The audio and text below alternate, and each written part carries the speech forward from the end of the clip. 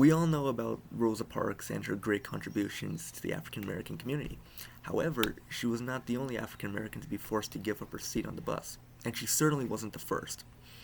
A piece of history that continually gets overlooked in the education system is the day that a 15-year-old African American girl named Claudette Colvin got arrested for refusing to give up her seat on a bus in Montgomery, Alabama on March 2nd, 1955.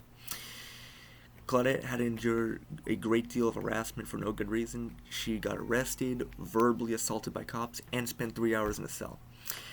The kind of injustices that Claudette Colvin went through are similar to what many other people had to go through during the segregation era. The story of Claudette Colvin is one that is not only an example of how grueling and unfair the segregation era was to African Americans, but also rather inspiring. I intend to show how Claudette's story is both a grim reminder of how horrible segregation was, and an inspiring example of the human spirit by identifying two major points. The first major point that I will identify is Claudette's horrible experience that she had to endure, which showed how horrible segregation could be towards the African American community. The second major point I will bring up is the methods Claudette used to overcome her fear and anxiety, which in turn showed how strong the human spirit can be even in the most dire of circumstances. On March 2nd, 1955, Claudette Colvin was expected to give up her seat on the bus for a white woman. Claudette respectfully refused and said that she paid her fare and it was her constitutional right. Essentially, she was saying that by forcing her to give up her seat, her constitutional rights were being breached.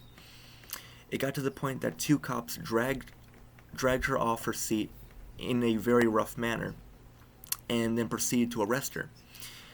On the way to juvenile hall, the cops would make vulgar and inappropriate comments toward her, which made Claudette feel both disgusted and threatened. Finally, the cops sent her to juvenile hall, where she spent 3 hours in a cell while fearing for her own life. Claudette's experience serves as a perfect example of how poorly African Americans were treated during the segregation era. African Americans were not treated as people, but rather as rejects to society. And that was how Claudette was treated by the people around her at that time. However, while Claudette's experience does seem rather grim, one may also feel inspired by her perspective. Throughout all the terrifying details and events, Claudette found ways to overcome her fears. For example, when Claudette was asked to give up her seat, she stood her ground and refused. What gave Claudette the strength to stay seated was the two people she looked up towards, Harriet Tubman and Sojourner Truth. According to an article published on the National Public Radio, Claudette stated that it felt like Sojourner Truth was on one side pushing me down, and Harriet Tubman was on the other side pushing me down. I couldn't get up. Claudette would also find courage through prayer.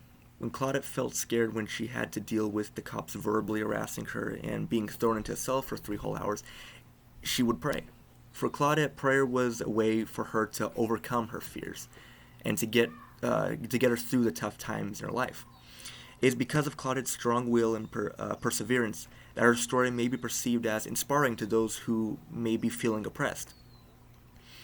To sum up, the account of Claudette Colvin was a perfect example of the twisted era of segregation due to the horrible things that had transpired that day.